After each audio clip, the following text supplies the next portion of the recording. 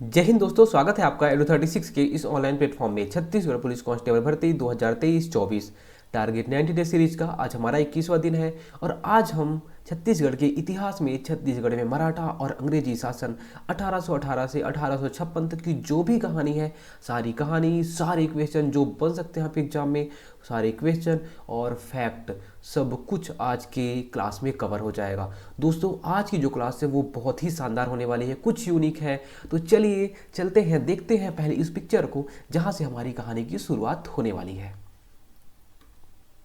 पहले हम last class से बात करते हैं। लास्ट क्लास हमने क्या पढ़ा था? अप्पा साहब भोसले। अप्पा साहब भोसले कौन थे? मराठा शासक। कब? 1816 से 1818 तक ये शासन करते हैं। होता क्या है, 1817 में सीताबर्डी का युद्ध हो जाता है। कहाँ? सीताबर्डी का युद्ध। सीताबर्डी एक जगह है, वहाँ पे युद्ध होता है। वहाँ पे युद्ध किसे किसके बीच में होता है? तो अंग्रेज और मराठा शासक जो अप्पा साहब थे, इनके बीच में युद्ध हो जाता है। जब इनके बीच में युद्ध होता है तो अंग्रेज जीत जाते हैं और अप्पा साहब हार जाते हैं। क्या? सीताबर्डी का युद्ध होता है 1817 में, अंग्रेज जीत जाते हैं, अप्पा साहब हार जाते हैं। जब अंग्रेज जीतते हैं तो क्या बोलते हैं? अप्पा साहब आप अब कुर्सी से उतर जाइए, इनको हटा देते हैं। और क्या बोलते हैं? अब रघुजी तृतीय को हम शासक बनाएंगे। किसका? जो मराठा शासक है वो रघुजी तृतीय को हम अब शासक बनाएंगे। लेकिन होता क्या है, उस टाइम में रघुजी तृतीय छोटे रहते हैं। क्या? अल्पायु, छोटे रहते हैं। तो रघुजी तृतीय के अल्पायु होने के कारण अंग्रेज रेजिडेंट जेनकिंस घोषणा करते हैं। कौन? जेनकिंस घोषणा करते हैं कि जब तक रघुजी तृतीय बड़े नहीं हो जाते तब तक हम लोग नागपुर क्षेत्र के अधीन ही तो हमारा छत्तीसगढ़ आता था, तो नागपुर क्षेत्र में अधीक्षक की नियुक्ति करेंगे। किसकी? सुप्रिटेंडेंट की नियुक्ति करेंगे, अधीक्षक की नियुक्ति करेंगे और ये शासन करेंगे, इस क्षेत्र को संभालेंगे। अब देखते हैं कौन कौन से अधीक्षक नियुक्त हुए थे। तो जब अधीक्षक की नियुक्ति हो जाती है, बोलते हैं कि जब अधीक्षक शासन चलाएंगे उसके बाद जो भी अधीक्षक रहते हैं, यहाँ से बहुत बार क्वेश्चन पूछा गया है, इनके बारे में देख लेते हैं पहले थोड़ा सा। पहले अधीक्षक कौन रहते हैं? पहले अधीक्षक कौन बनता है? Captain Edmund. कैप्टन एडमंड पहले अधीक्षक बनते हैं। कब बनते हैं? 1818 में। देखिए जो अधीक्षक या सुप्रिटेंडेंट रहते हैं कब से कब तक शासन करते हैं? तो 1818 से लेके 1830 तक। उसके बाद रघुजी तृतीय को शासन सौंप दिया जाता है। ऐसा क्यों? क्योंकि रघुजी तृतीय बड़े हो जाते हैं। तो पहले अधीक्षक कौन रहते हैं? Captain Edmund. उसके बाद कैप्टन एगन्यू, बहुत ही इंपॉर्टेंट नाम ये है। कौन सा? Captain Agnew. करते क्या क्या है ये? इनके काम के कारण इनकी पहचान होती है। क्या? पहली बात तो ये राजधानी को चेंज कर देते हैं। राजधानी मराठा काल में कहाँ पे थी? रतनपुर में। रतनपुर से शिफ्ट कहाँ करते हैं ये? रायपुर में। कहाँ पे? रायपुर में राजधानी शिफ्ट कर दिए। पहला काम कब करते हैं? तो 1818 में। देखिए अभी तक राजधानी कहाँ है? रायपुर में ही है। तो शिफ्ट कौन करता है? एगेन्यू करते हैं रतनपुर से रायपुर में। उसके बाद दूसरा काम, 27 परगने, जो 27 परगने थे मराठा काल में, उन 27 परगनों को 8 परगनों में डिवाइड कर देते हैं। 8 परगनों में डिवाइड कौन करता है? कौन करता है? एगेन्यू करते हैं। अब क्वेश्चन ये बन सकता है कि सबसे बड़ा परगना कौन था? ये भी क्वेश्चन बन सकता है। तो सबसे बड़ा परगना कौन? रतनपुर। सबसे छोटा परगना दल्ली राजहरा। उसके बाद देखिए कैप्टन एडमंड, एगेन्यू के बाद आते हैं कौन? हंटर। हंटर 1825 में आते हैं, ये ज़्यादा कुछ काम करते नहीं है। उसके बाद आते हैं सैंडिस। कौन? सैंडिस। सैंडिस बहुत इंपॉर्टेंट नाम है। अब ये क्या क्या करते हैं इनके बारे में देख लेते हैं। पहली बात, सरकारी कामकाज को ये इंग्लिश में कर देते हैं। क्या? सरकारी कामकाज को जो माध्यम रहता है उसको इंग्लिश में कर देते हैं। कौन करता है? Captain Sandis. आपको पहला याद रखना है। दूसरा, डाक तार व्यवस्था को छत्तीसगढ़ में इन्होंने ही चलाया था। कौन सा? डाक तार व्यवस्था को छत्तीसगढ़ में किसने चलाया? तो कैप्टन सैंडिस ने चलाया। तीसरा, ये ताहुतदारी प्रथा को स्टार्ट करते हैं। कौन सी प्रथा? ताहुतदारी प्रथा। बहुत बहुत बहुत ज़्यादा इंपॉर्टेंट। ताहुतदारी प्रथा को किसने स्टार्ट किया? Captain Sandis. किसने स्टार्ट किया? कैप्टन सैंडिस ने। अब जो ताहुतदारी बनती है तो कौन कौन सी बनती है? लोरमी और तरेंगा। सबसे पहले लोरमी और उसके बाद तरेंगा, ये दो ताहुतदारी बनती है। ये 1826 में, आपको सन याद रखने की जरूरत है नहीं, ये 1828 में। आपको क्या पूछेगा कि ताहुतदारी प्रथा किसने स्टार्ट की? किसने की? सैंडिस ने की। सबसे पहले कौन सी बनती है? लोरमी, उसके बाद तरेंगा। बस हमें इतना ही याद रखना है। उसके बाद हम क्या याद रखेंगे? केवल एक बात और याद रखेंगे। क्या? अंतिम ब्रिटिश सुप्रिटेंडेंट कौन बने थे? तो कौन बना था? क्रॉफर्ड। बस हमारी कहानी खत्म। कहाँ से कहाँ तक की कहानी खत्म? 1818 से 1830 तक की कहानी खत्म। तो ये सारी कहानी को एक बार हम लोग फिर से पढ़ लेते हैं। 1818 से 1830 तक ब्रिटिश अधीक्षक की नियुक्ति की जाती है शासन करने के लिए। तो सबसे पहला अधीक्षक कौन बनता है? कैप्टन एडमंड बनते हैं। कब बनते हैं? 1818 में। उसके बाद कौन बनता है? एगेन्यू बनते हैं। और एगेन्यू का काम क्या क्या रहता है?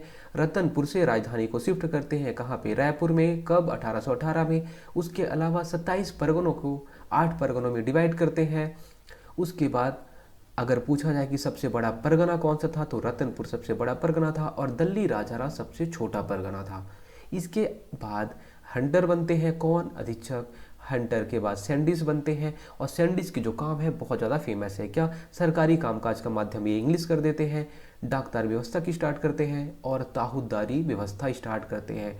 अब ताहुतदारी व्यवस्था स्टार्ट किए तो सबसे पहले ताहुतदारी कौन सी बनी? तो लोरमी बनी। उसके बाद तरेंगा बनी। लोरमी कब? 1826 में। तरेंगा कब बनती है? 1828 में। सबसे अंतिम अंतिम ब्रिटिश सुप्रिटेंडेंट कौन बना? तो क्रॉफर्ड बना। देखिए हमने कहाँ से कहाँ तक की कहानी पढ़ी? 1818 से 1830 तक की कहानी। अब देखते हैं 1830 से 1854 तक की कहानी। 1830 से 1854 तक की कहानी बहुत इंपॉर्टेंट है। होता क्या है, इस कहानी को समझते हैं। 1828 में विलियम बेंटिंक, आपने नाम सुना होगा, किसमें? इतिहास में। विलियम बेंटिंक शासन करते हैं। किसमें? भारतीय गवर्नर जनरल बनते हैं। क्या? गवर्नर जनरल बनते हैं। कब? 1828 में। तो जब ये बनते हैं तो बोलते हैं आप रघुजीत तृतीय तो बड़े हो गए, तो अब उनको शासन दे दो।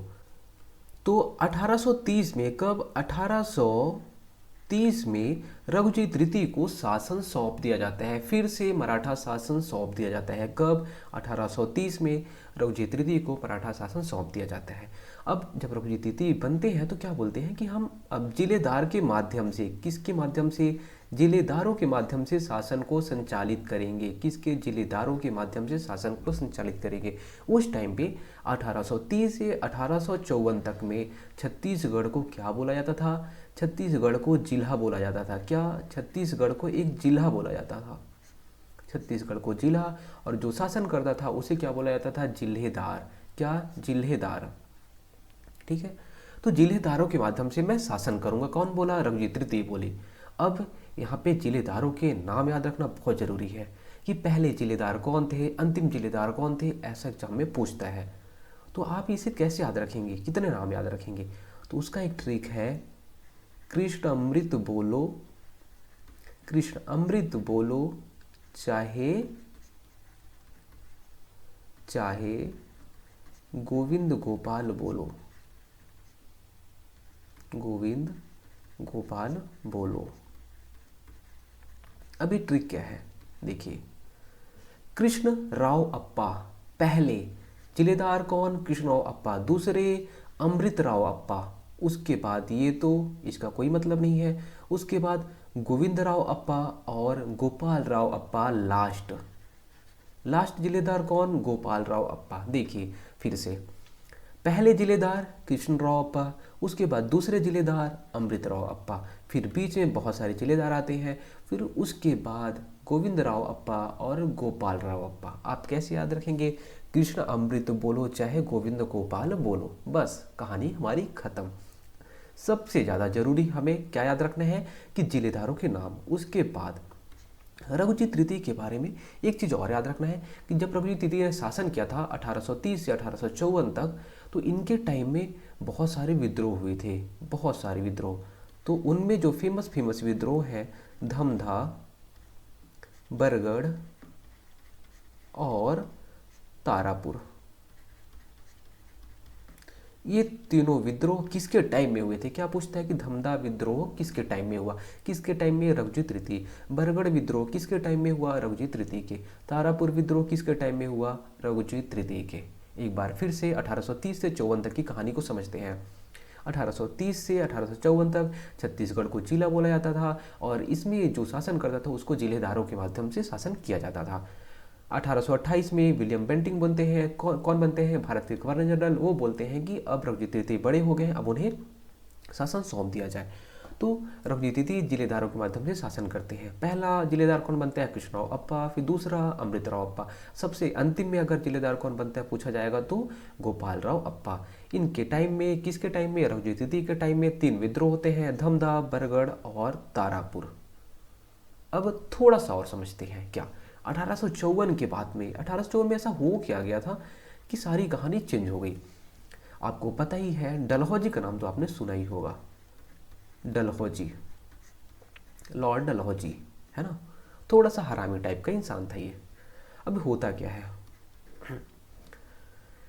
रघुजीत तृतीय के कोई भी बच्चे नहीं होते। किसके? रघुजीत तृतीय के कोई भी बच्चे नहीं होते। और ये एक रूल लाया था, आपने पढ़ा होगा पहले जब इसमें भारतीय इतिहास में, कि अगर कोई राजा निसंतान उसकी मृत्यु हो जाती है या फिर उसका कोई बच्चा नहीं रहता है तो शासन को हम लोग हड़प लेंगे। क्या? अगर किसी राजा की मृत्यु हो जाती है या उसका कोई बच्चा नहीं होता है तो हम उस जगह को, उस राज्य को हम लोग हड़प लेंगे। और यही होता है। इसको क्या बोलते थे? व्यपगत का सिद्धांत। कौन सा? व्यपगत का सिद्धांत या doctrine of lapse. Doctrine of lapse, या इसे बोलते थे जब्ती का सिद्धांत। क्या? जब्ती का सिद्धांत। ठीक है। इस माध्यम से इन्होंने क्या किया, जो नागपुर के राजा थे, कौन? रघुजीत तृतीय, इनके कोई बच्चे होते नहीं हैं तो नागपुर क्षेत्र को अपने कब्जे में ले लेते हैं या जब्त कर लेते हैं। अब जब नागपुर क्षेत्र जब्त हो गया तो सीधी सी बात है, हमारा छत्तीसगढ़ तो नागपुर के अधीन रहता था, तो हमारा छत्तीसगढ़ भी डॉक्ट्रिन ऑफ लैप्स के थ्रू किस में शामिल हो गया? अंग्रेजी शासन में शामिल हो गया। कब? 1854 में। अब यहाँ से बहुत सारे क्वेश्चन बन सकते हैं। क्या क्या क्वेश्चन बनेंगे? देखिए, अगर पूछता है कि हमारा छत्तीसगढ़ पहली बार अंग्रेजों के अधीन कब आया, तो कब आया? 1818 में। अरे ये कैसी बात हो गई, 1854 में आ रहा है अभी तो। देखिए 1818 जब रघुजीत तृतीय छोटे रहते हैं तो क्या करते हैं? अंग्रेज अप्रत्यक्ष रूप से शासन करते हैं हमारे छत्तीसगढ़ में, अप्रत्यक्ष रूप से शासन करते हैं 1818 से 1830 तक। कौन करता है? अंग्रेजी तो शासन करते हैं। उसके बाद फिर मराठा शासन आता है 1830 से 1854 तक। फिर 1854 में जब डलहौजी छत्तीसगढ़ को अपने क्षेत्र में ले लेता है तो प्रत्यक्ष रूप से 1854 से स्टार्ट होता है अंग्रेजी शासन। तो अगर प्रत्यक्ष रूप से बोला जाए कि हमारा छत्तीसगढ़ अंग्रेजों के क्षेत्र में कब शामिल हुआ, तो प्रत्यक्ष रूप से 1854 में हुआ था। कब? प्रत्यक्ष रूप से 1854। अगर बोला जाए कि हमारा छत्तीसगढ़ अंग्रेजों के क्षेत्र में कब आया, तो 1818। तो जब डलहौजी डॉक्ट्रिन ऑफ लैप्स के थ्रू छत्तीसगढ़ को अपने क्षेत्र में शामिल कर लेता है, ब्रिटिश क्षेत्र में शामिल कर लेता है, तो छत्तीसगढ़ में शासन चलाने के लिए कोई तो पद्धति चाहिए। तो कौन सी व्यवस्था चालू करते हैं? ये तहसीलदारी व्यवस्था। कौन सी? तहसीलदारी व्यवस्था स्टार्ट करते हैं। तहसीलदारी व्यवस्था कब स्टार्ट होती है? 1854 में। कब? 1854 में तहसीलदारी व्यवस्था स्टार्ट होती है।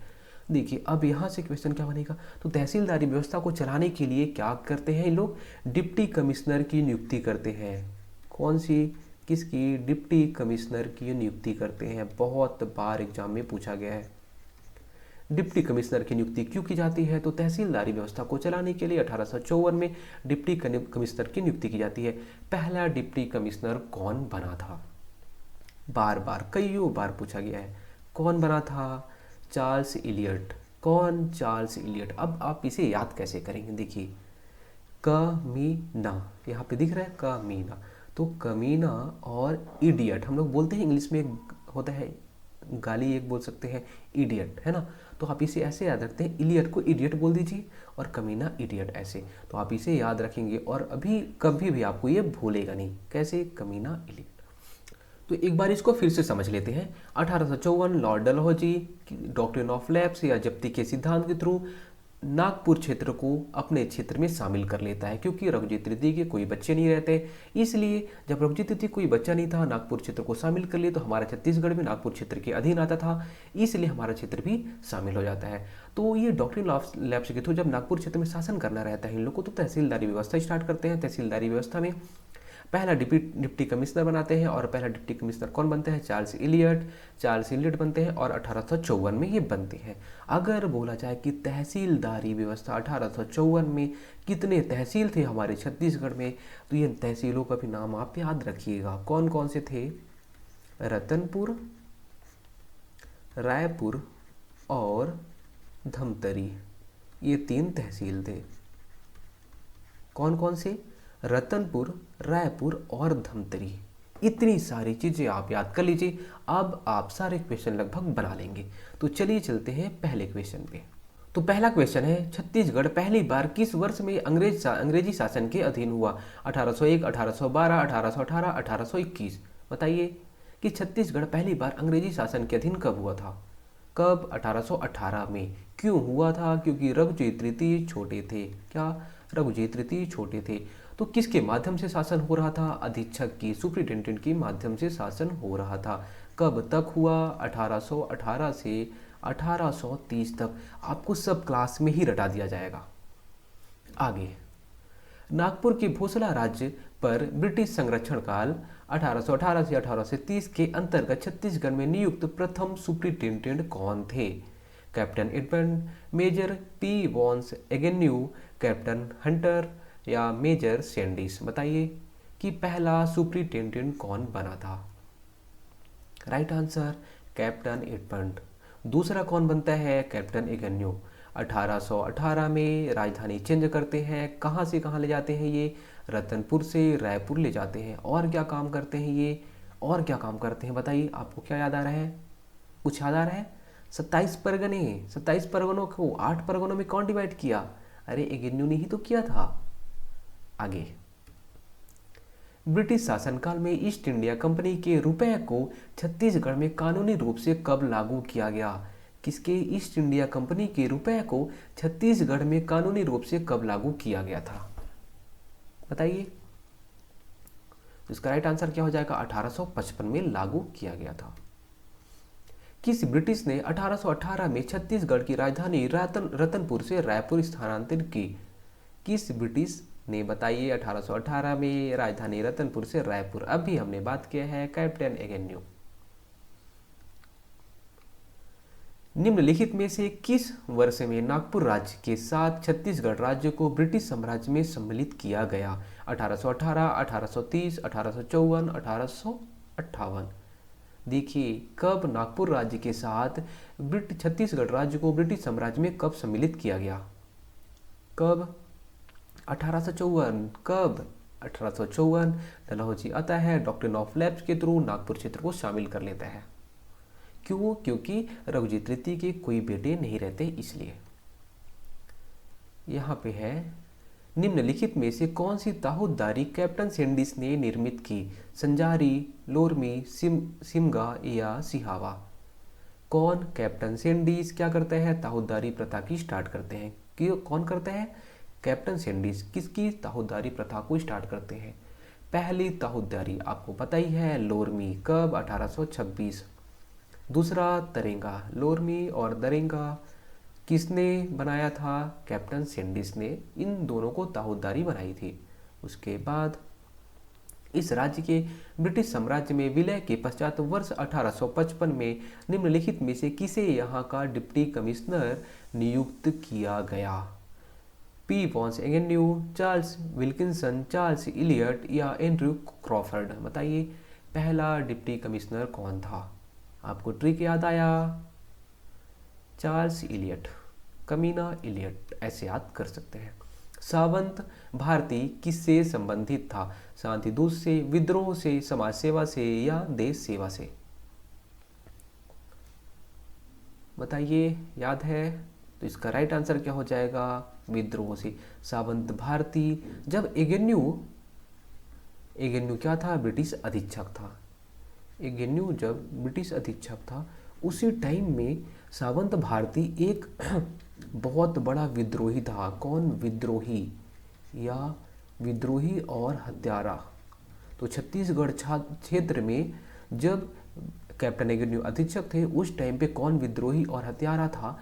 तो कौन था? सावंत भारती। ये नाम बहुत फेमस है। सीताबर्डी का युद्ध कब हुआ था? 1812, 1815, 1817, 1819। बताइए सीताबर्डी का युद्ध कब हुआ?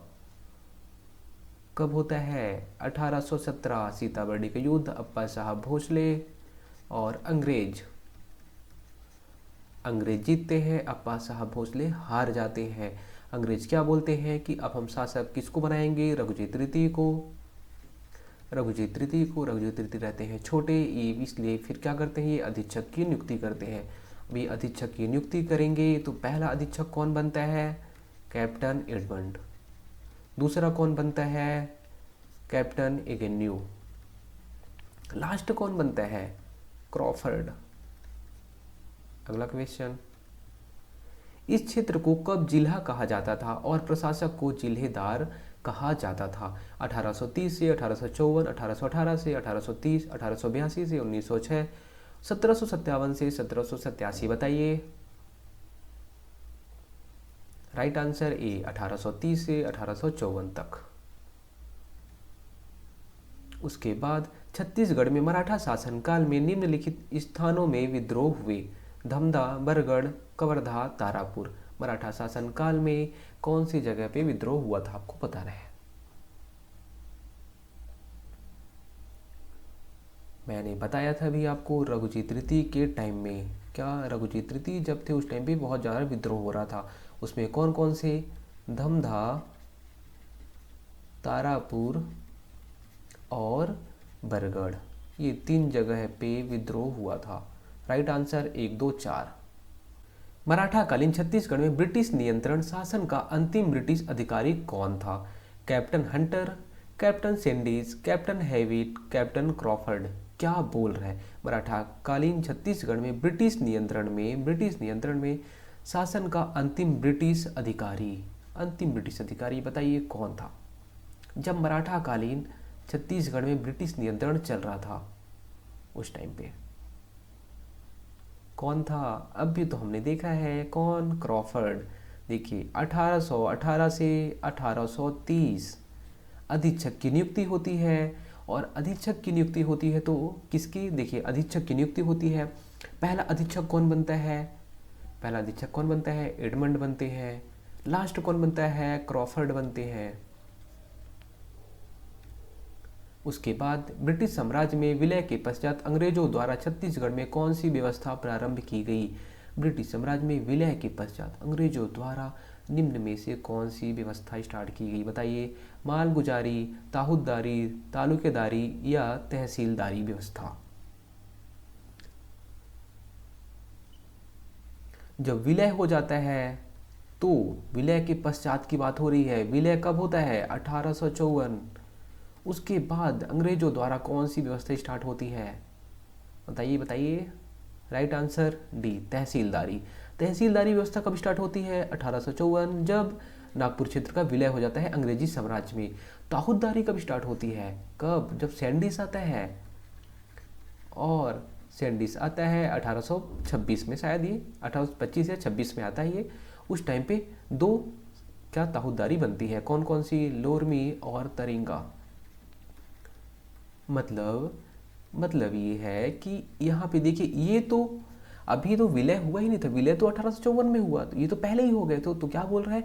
विलय के पश्चात कौन सी व्यवस्था? तो विलय के पश्चात तो तहसीलदारी हुई, और विलय के पहले अगर पूछेगा तो ताहूदारी।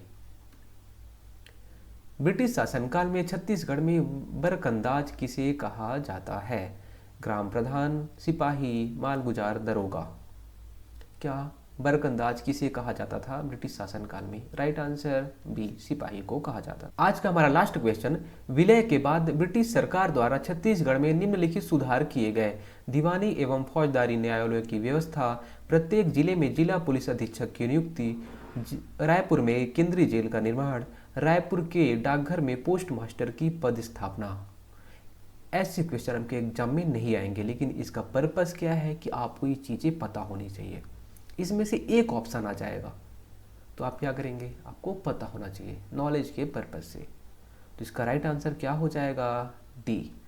सारी चीज़ें ब्रिटिश सरकार में चालू की गई थी। क्या क्या, दीवानी एवं फौजदारी न्यायालय की स्थापना ब्रिटिश सरकार द्वारा छत्तीसगढ़ में चालू किया गया है ना। उसके बाद प्रत्येक जिले में जिला पुलिस अधीक्षक या फिर इसे हम बोलते हैं एसपी, तो एसपी की नियुक्ति। रायपुर में केंद्रीय जेल का निर्माण कौन कराया, ब्रिटिश सरकार ने। और रायपुर के डाकघर में पोस्ट मास्टर की स्थापना कौन कराया, ब्रिटिश सरकार ने। अगर जैसे आज हमने पढ़ा है वो चीज़ें, वो टेक्निक आपको अच्छी लगती है तो आप कमेंट में जरूर बताइए, एक प्यारा सा कमेंट करिए। दोस्तों उम्मीद करता हूँ आज क्लास आपको अच्छी लगी हुई। अगर क्लास अच्छी लगती है तो दोस्तों तक शेयर जरूर करें और सब्सक्राइब करना ना भूलें। धन्यवाद।